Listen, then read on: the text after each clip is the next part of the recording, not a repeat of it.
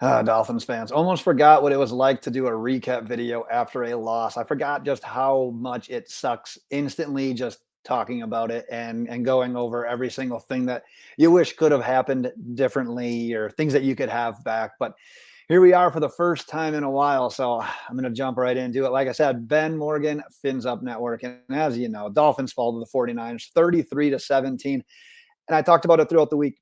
And I went into it even Sunday morning, early afternoon, going into that game. You know what? This is not a must-win game.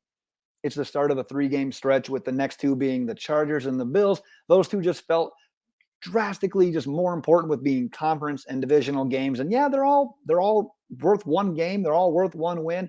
But those ones just felt a little bit more important. And I felt that way, like I said, up to kickoff. But then Jimmy Garoppolo gets hurt. And you're like, holy cow, this isn't just a normal backup quarterback. They went into the season with Trey Lance at quarterback 1. He has his injury. Jimmy Garoppolo comes in. He was designed to be quarterback 2. So that's what they're planning on. You don't really plan too much for your quarterback 3. Not every team has the Skylar Thompson situation. So here we are. Jimmy Garoppolo gets hurt and Brock Purdy comes in. And the mindset, for me at least, flipped. It's like, you got to have this game.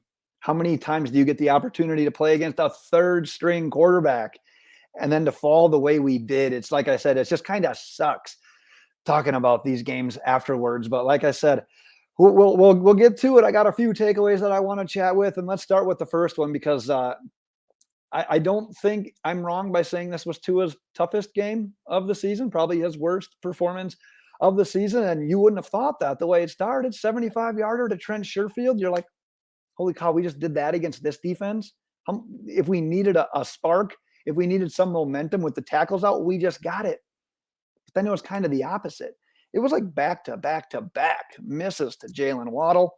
You had the miss to Jeff Wilson down the sideline, which a perfect throw, that's 6.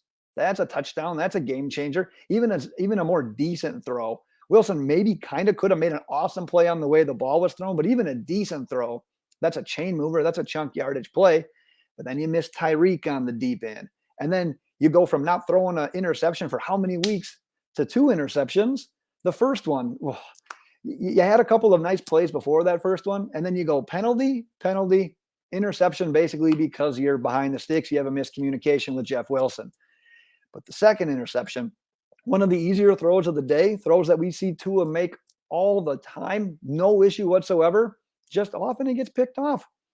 And I watched a little bit of Tua in his post-game presser, and he did what we would want him to do. As fans of the Dolphins, we're not in the Jet situation with Zach Wilson. Hey, do you feel accountable for this game? No.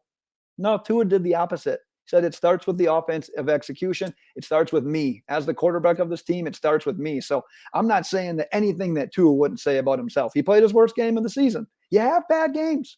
It happens. It just sucks that it had to happen in this game the way things broke out with the 49ers and their quarterback situation. Because I can tell you what, most 49ers fans, when you get down to Brock Purdy after the Miami Dolphins scored on the first play of the game on a 75-yard touchdown, they had to say, well, we're toast. It's over at this point in time. And then for us to not be able to execute, because the word of the day is execution, because it wasn't there and it ended up costing us. For us not to be able to execute, that one just stings a little bit. It stings more than it would have had Jimmy Garoppolo been able to start and finish that game. So yeah, worst game, but at the end of the day, we got to have what Mike McDaniel preaches, and that is the short memory, because we're not going home after this game. We're staying out in California. Got another game against the Chargers, an extremely important game against the Chargers before you got to go to Buffalo. So you got to have a short memory. You got to get back on the right page with everyone. And one thing I want to say before I get on to my next point here, which talks more about the offensive line and the game plan. You could see that it was just, there was a few things off with Tua and his wide receivers today. And he talked about it in the press conference. The wide receivers, as they were coming out of the breaks, Tua thought they were going to be breaking, whether it was breaking up to the field more or breaking flat across the field. One of the misses to Waddle, and I know I haven't watched it back yet, but 2 of the misses to Tyreek, there were just some communication issues. Receivers went one way, Tua thought they were going to go a little bit away, and it's a game of inches. Hey, use the cliche, but that's what ended up kind of costing the Dolphins today, was just that little bit of miscommunication and the execution not being there. Like I said, let's talk about some of those offensive line remedies in Mike McDaniel's game plan, because I'm on an island here. I don't know if I am or not, but I thought Mike McDaniel's game plan was perfect. It was so good. The execution wasn't there. Like I said, word of the day, execution. But think about that game plan, because there's going to be some people out there that would say you ran the ball 8 times for 33 yards. How is that a good game plan? You didn't. Here's the deal: you didn't need to run the ball. You didn't need to run the ball. You didn't need the balance in this game, because wide receivers were running wide open. The protection was there. We were simply just missing. And what we were doing quick hitters. We were getting Alec Ingold involved. We were hitting RPOs. Every single thing that Mike McDaniel drew up either had extra protection or was designed to get the ball out quick, and it was working. And I tell you what, if the execution would have been there, fans, the league, the media would have been on notice, because we were going to score some points today. Like it's as simple as that. I thought the game plan was fabulous. And like I said, it only featured 8 carries, and balance is great. The game against the Browns, where we had awesome balance, that was excellent. Well, guess what? Balance comes in different forms sometime. We didn't need that kind of run game balance today. Like I said, it just kind of came down to missed execution. Let's talk about those offensive line remedies, because we saw constant chipping, whether it was Ingold or the running backs or the tight ends. We saw moving of the pocket. We saw play action rollouts. We saw quick hitters. It wasn't just one thing. Mike McDaniel didn't just say, you know what, to remedy our starting left and right tackle being out, we're going to do X. He literally said, we're going to do X, Y, Z, double A, double B, double C. He had an array of things, and they were all working. And you know how you really know how you could tell that they were working? Because what happened on Tua's last drive, when it was obvious pass play and it was no max pass protection? Sack, fumble, scoop and score. If we'd have went into the game with no max pro, if we'd have just dropped back and passed, it wouldn't have worked. We would have needed a run game. But the game plan that Mike McDaniel developed with the offensive line remedies that he was able to muster up, this game told me a lot about Mike McDaniel, and I absolutely loved it. Like I said, if Tua plays like he played in any of the games in the previous 5 weeks, we are the talk of the NFL. Execution. Execution wasn't there. I got one other takeaway I want to talk about, and it's more defensive strategy. And we got to give a shout out to Christian Wilkins, because the points allowed in this game is super misleading. Obviously, the Niners had the scoop and score, plus they got a field goal on the short field after Tua's second interception, the one that went off Tyreek. But some small things that you would have liked to see differently on defense. I mean, there were a couple of things that we'll hit on here in a little bit, but I thought they played fine. I mean, you look at Brock Purdy's stats, 25 of 37. Pretty damn impressive. Only 12 misses on 37 attempts for a third string quarterback. But if you look at those throws, mostly conservative, but he did make some nice throws. I don't want to take anything away from Purdy's performance. I thought he stepped in and did what we would have hoped like a Bridgewater or Skylar Thompson could do for us. He had some tight window throws. Got to give credit where it's due there.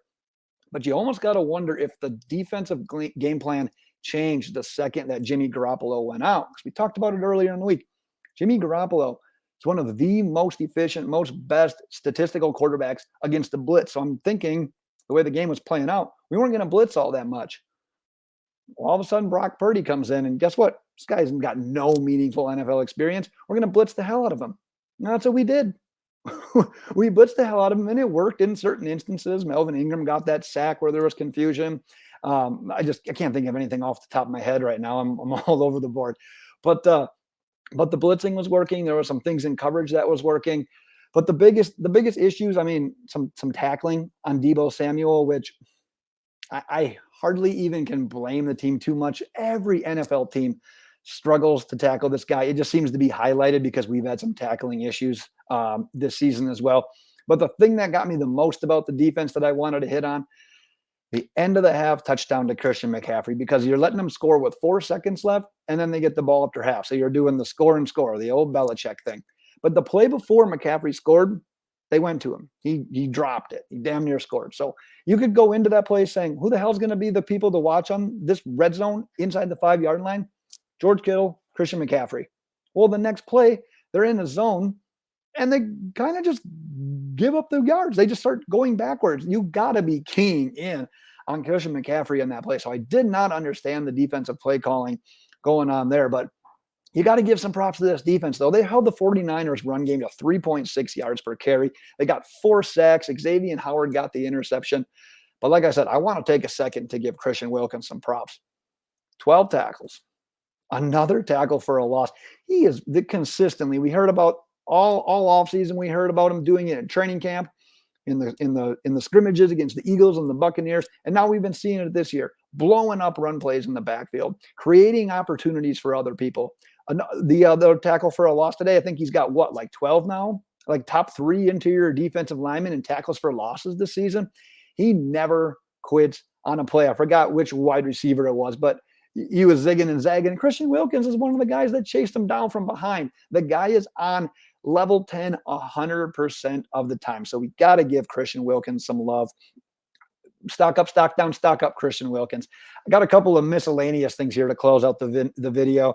Really wish Eric Rowe would have taken some of Christian Wilkins' energy on that Brock Purdy quarterback sneak, because I think it was Zach Sealer had him in a bear hug.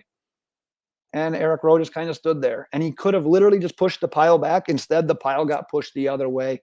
There's a 4th down conversion that gets to happen.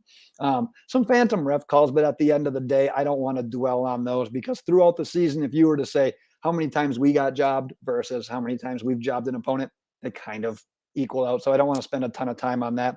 But something to keep an eye on, the Jalen Waddle injury. I like I said, I watched a little bit of some post-game presser stuff, but I haven't heard anything on Waddle yet. So in case there isn't news out, something to watch for, because he was used very, very sparingly in the second half, kind of came off gingerly after that one catch.